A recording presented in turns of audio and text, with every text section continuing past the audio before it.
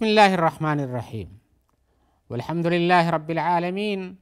والصلاة والسلام علی سید المرسلین وعلی آلہ وصحبہ اجمعین، اما بعد۔ محترم ناظرین کرام، احکام دین کا پروگرام پیش خدمت ہے۔ آپ کے سوالوں کے جواب ہم کتاب و سنت کی روشنی میں دے رہے ہیں، تو آئیے ہم آپ کے سوالوں کو پیش کرتے ہیں اور ان کے جواب دینے کی کوشش کرتے ہیں۔ آج کا سوال آپ کا پہلا یہ ہے، ایک حدیث کی شرح چاہتے ہیں۔ وہ حدیث میں آیا ہوا ہے، انہوں نے نقل کیا ہے، سبحان اللہ بحمدہ فی یوم مئۃ مرۃ حطت خطایاہ وان کانت مثل زبد البحر۔ یہ بخاری اور مسلم کی روایت میں سے ہے کہ جس نے سبحان اللہ بحمدہ کہا ایک دن میں 100 مرتبہ، ایک دن میں 100 مرتبہ سبحان اللہ بحمدہ کہا تو اس کے گناہ اتار دیے جائیں گے اس کے اوپر سے، چاہے وہ ہو سمندر کی جھاگ کے برابر ہوں۔ ابھی سمندر کی جھاگ تو بہت ہوتی ہے، اتنے سارے گناہ اتار دیے جائیں گے، تو پھر یہ کہہ رہے ہیں کہ کیا اس کا معنی یہ ہو کہ اس کا گناہ ہی نہیں رہ جائے گا؟ ارے اتنے سارے انسان کہاں گناہ کرتا، اور کرے بھی تو سمندر کی جھاگ کے برابر ہو جائیں، وہ بھی معاف ہو جاتے ہیں۔ تو یہ کہنے کیا اس کے لیے حدیث صحیح ہے، یا اس کا یہ معنی جو ہم سمجھ پاتے ہیں یہ کیا صحیح نکلتا ہے؟ تو ہم جواب پیش کرتے ہیں کہ نہیں، آپ نے معنی کو ایک طرفہ سمجھا ہے۔ ایک طرفہ کا مطلب کہ آپ نے حدیث پڑھی اور اس کو فوری طور پر کلی طور پر گھما کے پورے پہ فٹ کر دیا اور کہا کہ اب بس اس کی زندگی پاک صاف ہو گئی ہے۔ 100 مرتبہ سبحان اللہ بحمدہ پڑھا، اب کوئی بھی گناہ نہیں رہ گیا، چاہے وہ سمندر کے جھاگ کے برابر ہو۔ لیکن ایسا نہیں ہے۔ حدیثوں کو سمجھنے کے لیے دوسری حدیثوں کو بھی سامنے رکھنا چاہیے کہ کیا یہ اس عموم و خصوص میں کچھ آپس میں اتفاق ہے، یا کہ اس کے مقابل میں کچھ حدیثیں آتی ہیں جو اس کی اس عموم کو یعنی پوری طرح سے شامل ہونے کو روک کر کے کچھ خاص حصے میں پہنچا دیتی ہیں۔ یہ عموم خصوص کے شامل اور غیر شامل ہونے کی بات ہے۔ تو یہ کہتے ہیں، یہ کچھ لوگوں نے بیان کیا کہ یہ حدیث جو ہے کہ سبحان اللہ بحمدہ کہنے سے 100 بار ایک دن میں سارے گناہ معاف ہو جاتے ہیں، چاہے کہ وہ سمندر کی جھاگ کے برابر ہوں۔ کچھ علماء نے بیان کیا کہ اس کا یہ مطلب نہیں کہ ہر کوئی جیسے کہے گا جتنا بھی گنہگاروں سے گناہ ٹل جائے گا، بلکہ یہ ہے کہ جو لوگ نیکی کا کام مسلسل کرتے رہتے ہیں اور وہ دیندار ہیں اور اسی طرح سے نیکی پر پوری طرح سے کاربند رہنا چاہتے ہیں، اور تو ان کے پاس اگر صغیرہ گناہوں کا کچھ انبار لگ جائے، صغیرہ گناہ انسان جانتا نہیں کہاں کہاں کیسے ہو جاتا ہے۔ ایک غلط نگاہ سے بھی صغیرہ ہوتا ہے، غلط بات سے بھی ہوتا ہے، غلط بات سننے سے بھی صغیرہ ہو جاتا ہے۔ صغیرہ گناہوں کی اقسام بہت ساری ہیں، جو بھی برا ہو، اور کبیرہ گناہ بھی بہت ہوتے ہیں، تو یہاں صغیرہ گناہ مراد ہیں۔ تو کہا کہ یہ ان کے لیے ہے کہ جو دیندار ہوتے ہیں، طہارت پسند ہوتے ہیں، یعنی جرم نہیں کرتے ہیں، گناہ کا کام نہیں کرنا چاہتے ہیں، بچتے ہیں، یہ ان کے بارے میں آیا ہے، ان کی فضیلت کے لیے۔ لیکن وہ انسان اس کے برابر کیسے ہو سکتا ہے جو بلا کسی تفریق کے گناہ کیا جاتا ہے اور اللہ کے احکام کی پیروی نہیں کرتا ہے، بار بار ان کی بے حرمتی کرتا ہے، اور اس کے بعد یہ سمجھے کہ وہ بس میں نے سبحان اللہ بحمدہ پڑھا سارے گناہ جھڑ گئے؟ ایسا کچھ نہیں ہے،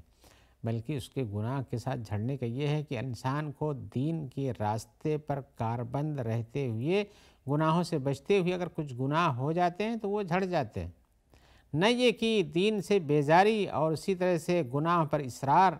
اور دین کی بے حرمتی اور احکام دین کی بے حرمتی کرتے ہوئے چھوڑتے ہوئے جائیے اور سبحان اللہ بحمدہ پڑھیے 100 مرتبہ اور سب کچھ برابر، ایسا کچھ نہیں ہے۔ تو اس کی دلیل بھی دی ہے لوگوں نے، اس حدیث سے یہ معنی جو کھلا ہوا پورا یہ مقصود نہیں، اس کی دلیل یہ دیا ہے کہ اللہ تعالیٰ فرماتے ہیں، ام حسب الذین اجترحوا السیئات ان نجعلہم کالذین آمنوا وعملوا الصالحات سواء محیاہم ومماتہم ساء ما یحکمون۔ اللہ تعالیٰ فرماتے ہیں، کیا ان لوگوں نے گمان کر لیا ہے کہ جو گناہ کا سیئات کرتے ہیں، گناہ کا کام کرتے ہیں، کہ ہم ان کو ان لوگوں کے برابر کر دیں جو ایمان لے اور اچھا عمل کرتے ہیں؟ یعنی ایک حصے میں گنہگار ہیں، گناہ کیے جاتے ہیں، اور ایک حصے میں دیندار ہیں، دین کا کام کیے جاتے ہیں۔ تو اللہ کہتے ہیں کہ اللہ تعالیٰ کہتے ہیں کہ کیا ہم ان گنہگاروں کا یہ سمجھنا کہ ہم ان کے برابر کر دیں گے؟ یہ ایسا نہیں ہے۔ ساء ما یحکمون، یہ لوگ اپنی زندگی اور ان کی موت سب برابر سمجھتے ہیں، یہ بہت غلط فیصلہ ہے ان کا۔ تو جب یہ غلط فیصلہ ہے تو ایسا یہاں بھی سمجھنا کہ بس جو چاہو کرتے جاؤ، اور یہ سبحان اللہ بحمدہ ایک دن میں 100 بار کہو سب گناہ جھڑ جائیں گے، یہ مقصود نہیں ہے، بلکہ گناہ گاروں کے گناہ کا بدلہ دیا جائے گا، اور وہ جھڑتے نہیں اس طرح سے نہ تیزی سے جیسا ہے، بلکہ آپ جب احکام دین کی پابندی کرتے ہیں تو ایسا ہوتا ہے۔ اس کے علاوہ ہم یہ بھی بتا دیں کہ ایک آدمی ہے جو اپنے ذاتی طور پر گنہگار ہے، اپنے طبیعت نفس کے حساب سے اپنے کام کرتا ہے، لیکن کچھ ایسے بھی گنہگار ہیں جو دوسروں کے حقوق کھا جاتے ہیں، دوسروں کے حقوق کھا جاتے ہیں اور ہضم کر جاتے ہیں، ڈکار نہیں لیتے ہیں، اور وہ لوگ سمجھے کہ سبحان اللہ بحمدہ سبحان اللہ العظیم کہہ دیں گے تو سب کچھ صاف ہو جائے گا، ایسا بھی نہیں ہے۔ اس لیے کہ اس میں استغفر اللہ کرنا یا سبحان اللہ بحمدہ سبحان اللہ العظیم پڑھنا یا زبان سے کلمات کو ادا کرنا، اللہ سے معافی مانگنا، یہ کافی نہیں ہوتا ہے، بلکہ جس کی آپ نے غیبت کیا، جس کا آپ نے مال چرایا، جس کے ساتھ نقصان پہنچایا، جس کی عزت لوٹی، جس کو برباد کیا، اس سے آپ کو معافی مانگنے کی بھی ضرورت پیش آتی ہے۔ یہ آپ کو سبحان اللہ بحمدہ کہنے سے وہ چیز معاف نہیں ہوتی ہے۔ لہذا آپ نے جو سمجھا یہ اس سے یہ مقصود نہیں، بلکہ رسول اللہ صلی اللہ علیہ وسلم نے فرمایا بھی ہے، من کان لہ مظلمۃ لأحد من عرضہ او شیء فلیتحلل منہ اليوم، جس کسی انسان کی غلطیوں میں سے یہ ہے کہ اس نے کسی کے اوپر ظلم کیا ہے اس کی بے عزتی کر کے، یا کہ اور بھی کوئی اس طرح کا کام ہے، فلیتحلل اليوم، تو اسے آج کے دن ہی اس سے حلال ہو جانا چاہیے، اس سے معاف کرا لینا چاہیے، قبل ان لا یکون دینار ولا درہم، قبل اس کے کہ وہ دن آ جائے اس میں نہ دینار کام آتے ہیں نہ درہم کام آتے ہیں۔ اور اگر اس دن اس کے پاس عمل صالح ہوگا تو آپ فرماتے ہیں اخذ منہ بقدر مظلمتہ، تو جتنا گناہ کیا ہے، جتنا ظلم و زیادتی ہے، اس کے حساب سے اس کے نیک عمل سے لے کر کے اس مظلوم کو دے دیا جائے گا۔ وَإِن لَمْ تَكُنْ لَهُ حَسَنَاتٌ، اور اگر اس کے پاس نیک عمل ختم ہو گئے، اب تھا ہی نہیں، صرف گناہ بچا ہے، کہتے ہیں اخذ من سیئات صاحبہ فحمل علیہ، تو پھر یہ جس کے اوپر ظلم کیا، یعنی مظلوم کے گناہ لے کر کے اس کے اوپر لاد دے جائیں گے، تو اس کے اوپر کچھ کم ہو جائے گا، اس کا عذاب بھی اس حالت میں کم ہوگا۔ یہ بخاری کی روایت ہے۔ اور ویسے آپ نے جانا ہوگا کہ اللہ کے رسول نے ایک حدیث میں فرمایا ہے جو مشہور سی حدیث ہے، آپ نے پوچھا کہ مفلس کون ہے؟ مفلس کون ہے جس کے پاس کچھ نہ ہو؟ تو کہا مفلس تو وہ ہوتا ہے جس کے پاس نہ درہم ہو نہ دینار ہو، کچھ بھی نہیں ہوتا اس کے پاس، بیچارہ بھکھڑ آدمی ہے۔ تو آپ نے کہا کہ نہیں، مفلس تو قیامت کے دن وہ انسان ہے جو آئے گا، اس کے پاس نیک عمل بھی بہت ہوں گے، لیکن اس کے ساتھ اس کے اوپر ظلم کیا ہوگا، اس کو تھپڑ مارا ہوگا، اس کو گالی دیا ہوگا، اس کا حق دبا لیا ہوگا، اور اس طرح سے کئی طرح کے گناہ ہوں گے۔ تو یہ لوگ جب اللہ کے ہاں پیش کریں گے کہ اللہ تعالیٰ ہمارے اوپر اس نے ظلم کیا طرح سے، تو اللہ تعالیٰ اس کا بدلہ وہاں دلائیں گے، کہ اللہ کے ہاں تو عدل و انصاف ہے۔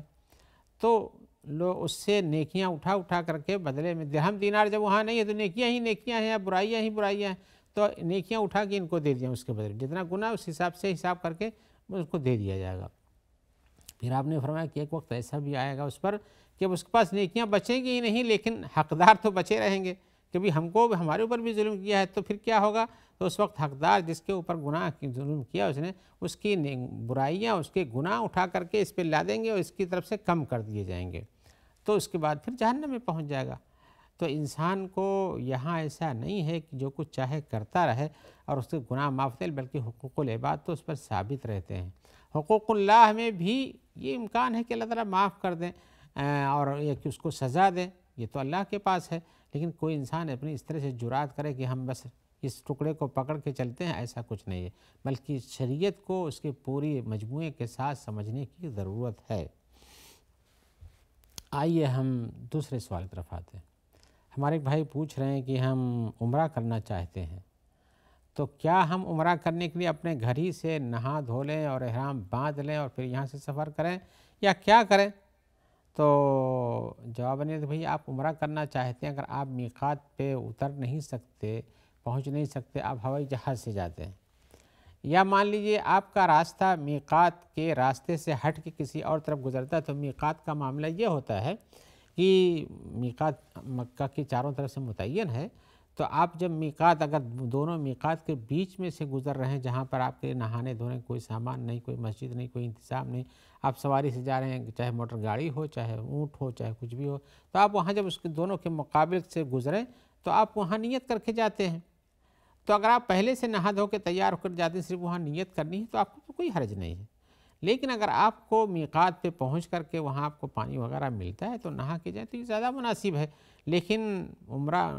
کی نیت کرنے کے لیے میقات سے غسل کرنا یہ لازمی اور شرط نہیں ہے بلکہ مستحسن ہے، اس لیے کہ رسول اللہ صلی اللہ علیہ وسلم نے جاتے ہوئے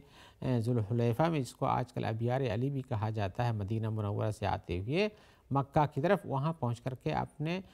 غسل کیا تھا، تو اس لیے اس کو مستحسن سمجھتے ہیں۔ لہذا آپ کا گھر سے وضو اور غسل کر کے نکلنا یا غسل کر کے نکلنا اور راستے میں نیت کر لینا یہ کافی ہے، اور اس لیے غسل کرنے کی ضرورت نہیں ہے۔ گویا کہ عمرہ باندھنے کی نیت کرنے کے لیے غسل لازمی نہیں ہے، لیکن آپ کو اسباب میسر ہوں تو غسل کر لینا اچھا ہے۔ آئیے ہم ایک اور سوال کی طرف آتے ہیں۔ وہ کچھ حج و عمرہ اور دوسرے نیک کاموں سے متعلق وہ پوچھتے ہیں کہ آج کل لوگ کثرت سے کسی اور کو اپنا نائب بنا کر بھیج دیتے ہیں۔ یہ مراسائل ظاہر بات ہمارا سوال اور ہمارا جواب دینی کاموں کے بارے میں ہے۔ تو مثال کے طور پر کسی کو بتا دیا کہ جاؤ آپ ہماری طرف سے حج کر دو، یا کسی کو اور کہا کہ جاؤ عمرہ کر دو، یا کسی اور بھی کام میں بنا دے کہ جاؤ ہماری طرف سے یہ کام کر دو، نیک کام ہے جس کو آدمی اپنے سے کرنے کی ضرورت ہے تو کسی اور کو بنا دیتا ہے، تو کہ جاؤ ہماری طرف سے کام کر دو۔ تو میں بتانا چاہوں کہ پوچھ رہے ہیں کیا اس طرح سے کرنا اچھا ہے اور کیا اس کے طریقہ کار کیا ہوتا ہے، تو ہم پہلے تو یہ سمجھا دیں کہ بھائی شریعت میں جو کام انسانوں سے مطلوب ہیں کہ آپ یہ کرو آپ یہ کرو،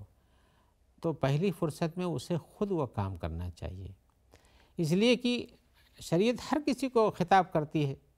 توجہ دلاتی ہے، اور ایک ہے کہ بھائی نہیں ہمارے پاس فرصت نہیں، کسی اور کو بھیجتے ہیں، ہمارے پاس فرصت نہیں۔ اللہ کے کاموں کے لیے دوسروں کو نائب بنا کے بھیجنے میں اس کو فائدہ ہوتا ہوگا، آپ تو اس سے محروم رہ جاتے ہیں۔ مثال کے طور پر حج کی بات کرتا ہوں میں،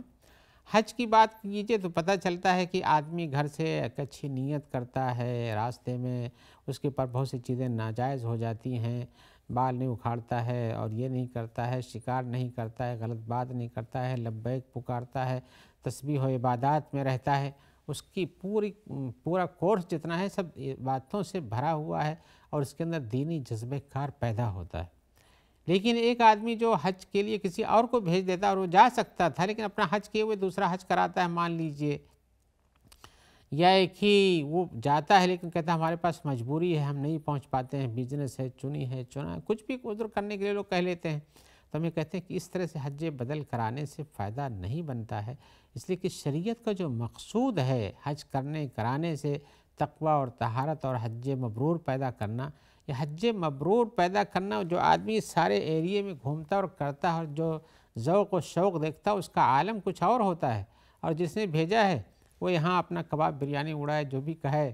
بال کٹوائے اور وقت بے وقت اپنا جیسے چاہے نماز پڑھے، تقوی طہارت نہیں، ذکر و اذکار نہیں، لبیک نہیں اور طواف نہیں، بہت ساری چیزوں سے خود ذاتی طور پر محروم رہ جاتا ہے۔ ثواب اس کو حج بدل کا ملے یا نہ ملے ہم اس کی بات نہیں کرتے ہیں، لیکن ذاتی طور پر جب کسی شریعت کے کام کے لیے کسی انسان کو کہا جاتا ہے تو اس کام کے کرنے کے ساتھ شریعت اس کے نفس کی طہارت چاہتی ہے، دل کے اندر تقوی اور پاکیزگی پیدا کرنا چاہتی، تو انسان نہیں کرے گا تو چیز کہاں سے حاصل ہوگی؟ لہذا جب کسی انسان کے پاس ایسی مجبوری ہو جس کی بنیاد پر یہ کہا جاتا ہے کہ آپ اس دینی کام کے لیے جس تک آپ نہیں پہنچ سکتے ہیں، ظاہر بات یہ حج نماز کے لیے نہیں ہے اور اسی طرح سے زکوٰۃ کے لیے نہیں ہے، یہ روزے کے لیے نہیں، حج ہی میں بات آتی ہے کہ آپ وہاں تک نہیں پہنچ سکتے، اس لیے کہ من استطاع الیہ سبیلا کی جو شرط ہے حج میں، حج البیت من استطاع الیہ سبیلا، استطاعت کی، اس میں آپ فاقد ہیں، نہیں پاتے ہیں اپنے اندر وہ قوت، تو آپ کرا سکتے ہیں، لیکن جس کے پاس گنجائش ہے جا سکتا ہے، سواری پہ بیٹھ سکتا ہے، وقت نکال سکتا ہے، جا سکتا ہے، لیکن وہ اپنا بہانہ کر لیتا ہے، تو اسی صورت میں اسے ضرور جانا چاہیے، اس کو اپنی طرف سے دوسروں کو حج کے لیے بھیج دینا، اپنا نہیں جانا، اور حج فریضہ بھی ہو تب تو یہ گنجائش ہی نہیں، لیکن حج فریضہ کے بعد بھی یہ معاملہ اپنی جگہ پر کھڑا ہوتا ہے کہ جس کی ابھی ہم تفصیل تھوڑی سی کریں گے، تو اسی صورت میں حج بدل تو جائز ہے، ہم اس کا انکار نہیں کرتے ہیں۔ رسول اللہ صلی اللہ علیہ وسلم نے، جسے ہم اس کے پہلے بتا، کسی عورت نے پوچھا، کسی آدمی نے پوچھا اپنی ماں کے بارے میں یا اپنے باپ کے بارے میں یا ایک آدمی نے شبرما کی طرف سے حج کیا جو مر چکا تھا. یہ سب دلیلیں بتاتی ہیں کہ حج بدل جائز ہے، لیکن اب آدمی اپنے کاموں میں دوسرے کو نائب بنا دے تو فرض میں نائب بنانا صرف اسی شکل میں، اور نوافل میں نائب بنانے کا کوئی بڑا فائدہ بھی نہیں ہے. نوافل نہیں ہے، اس لیے بعض علماء نے کہا کہ نوافل میں جو کام نفلی انداز میں کسی کو نائب بنا کے بھیجنا یہ درست نہیں. فرض میں تو کر سکتے ہیں لیکن نوافل تو ویسے بھی ضروری نہیں ہے، تو آپ اس میں نائب بنا کر کیوں بھیجتے ہیں؟ اور یہ ایک بات یہ بھی کہہ دوں کہ عام طور سے اسلاف ہمارے صحابہ کرام، ان کے بعد کے لوگ، حج بدل کا اتنا رواج نہیں تھا جتنا آج کل پایا جاتا ہے، اور ہر کوئی لوگوں کو بھیجتا ہے. ہاں، آپ اگر اس نیت سے دوسروں کو بھیج دیں، اپنے حج کرنے کے لیے نہیں بلکہ کسی کو حج کرنے میں مدد دے دیں کہ بھائی تمہارے پاس پیسہ نہیں، پیسہ ہماری طرف سے پیسہ لو، تم جاؤ اپنا حج کرو، اور یہ تم یہ کرو، کار خیر میں حصہ لیں، حج کا ہو یا غیر حج کا ہو سکتا ہے اس کا ثواب کچھ نسبتاً زیادہ ہو. اور یہ کہ اسی طرح سے حج بدل کو منع نہیں کیا جا رہا ہے، نہ منع کر رہا ہوں، لیکن یہ طریقہ بتا رہا ہوں کہ حج بدل کثرت سے کرانا اس طرح کا جیسے بزنس کا سسٹم شروع ہو چکا ہے. میں اس کی نکیر تھوڑی سی کرتا ہوں، یہ کہتے ہوئے کہ بھائی آدمی کو خود کرنے سے جو عبادت کا طریقہ کار سمجھ میں آتا، جو آثار ہوتے ہیں، یہ اس طرح سے بھیجنے میں اس کے آثار پیدا نہیں ہوتے. لہذا جس کے پاس گنجائش ہے جانے کی اس کو خود کرنا چاہیے.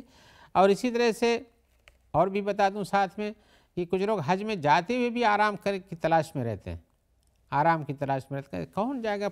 رمی جمار کرنے، پتھر مارنے، کنکری مارنے؟ وہاں تو بڑی بھیڑ ہوتی ہے. لہذا ہم بیٹھیں، تم جا رہے ہو، تم جا کے ہماری طرف سے مار دینا. تو یہ چیز گرچہ جائز تو ہو سکتی ہے نیابت اس میں، لیکن مارنے کا جو انداز ہے، جو جانا چاہیے، جو اللہ اکبر کہا جاتا ہے، وہاں دعائیں مانگی جاتی ہیں، یہ سب اس سے تو آپ محروم ہو جاتے ہیں. اس سے تو آپ گھر بیٹھے اپنا خوش گپیاں منا رہے ہیں، اپنے خیمے بیٹھے ہوئے، جو گیا ہے مارنے وہ مار دیتا ہے آپ کی طرف سے بھی، بقیہ سارے اعمال اور دعائیں تو وہ اپنے لیے کرتا ہے. تو اس طرح سے عبادت کا یہ انداز نہیں ہے. عبادت میں جہاں انسان کو مخاطب کیا جائے کہ یہ کرو اور وہ کرنے گیا ہے تو اس میں پوری طرح سے شامل ہونا چاہیے، جزوی طور سے شامل نہیں ہونا چاہیے. بلکہ اس سے بہتر یہ ہے کہ آپ کسی کو حج کرا دیں تو وہ اپنے طور پہ حج کرتا ہے، لیکن آپ کی اس کی مدد کرنے کا ثواب ایک اچھا خاصا مل سکتا ہے. بلکہ ہو سکتا ہے کہ اس کے حج کا ثواب بھی آپ کو ملے. حدیث شریف میں آیا ہوا ہے، من جہز غازیا فقط غزا، کہ جو آدمی کسی غازی کو اللہ کے راستے میں یعنی غزوہ کرنے والے کو اس کی مدد کرتا، اس کی تیاری کرا کے بھیجتا کہ جاؤ بھائی تمہارا خرچہ ہم بھر دیتے ہیں، تمہارے دل سامان کی ضرورت ہے، تو گویا کہ اس نے خود غزوہ کیا ہے. تو یہ مفہوم ہے، نیک کام کرنے والے کے لیے مدد کرنا بھی آپ کے حق میں نیکی لکھی جاتی ہے. لہذا اس کی کوشش کرنا چاہیے، نہ یہ کہ یہ کرنا چاہیے کہ چلو بھیج دیا اور ہمارے لیے ثواب کی امید رکھا، کیا کچھ بھی نہیں جبکہ آپ کر سکتے تھے. لہذا یہ کام اس طرح سے ہونا چاہیے تھا. ایک مختصر سا سوال اور جواب یہ بھی ہے کہ لوگ ہمارے بھائی نے پوچھا کہ نماز استخارہ کیسے پڑھی جاتی ہے اور دعا کہاں پہ کی جاتی ہے. تو ہم بتاتے ہیں کہ نماز استخارہ کا معاملہ طریقہ معلوم ہے کہ آپ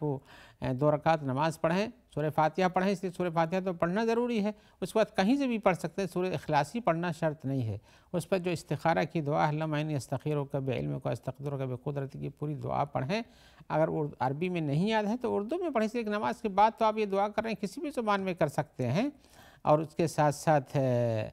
دعا مانگیں. اور دعا یہ نماز کے بعد ہوتی ہے، نماز کے اندر یہ نہیں ہے. بلکہ نماز کے اندر دوسری نمازوں میں یعنی تشہد کے بعد دعا کرنے کا تذکرہ، وہاں دعا کرنا چاہیے. آئیے ہم اسی سوال اور جواب کے ساتھ آپ سے اجازت چاہتے ہیں. انشاءاللہ دوبارہ ملاقات ہوگی جس میں آپ کے سوالات رہیں گے، ہماری جانب سے ان کے جواب دیے جائیں گے.